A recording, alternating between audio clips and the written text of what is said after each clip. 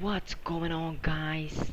My name is Secret But aka Brewberry, and today I will gonna to show you how to unlock your Gpress without typing a password.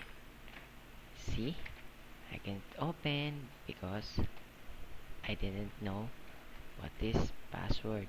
So you need to do is going to Google. After you go into Google, please copy the link in my description and paste it to the Google. You go into mediafire.com and download what I'm going to do. Please download that, and after you download that, open your anti-Gpress and click open process recommended and click start. And after she pop the Gpress automatically.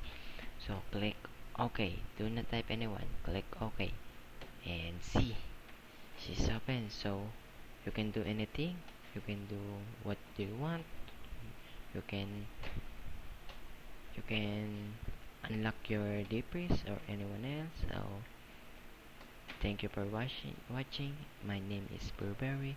Please subscribe for more videos. Thank you.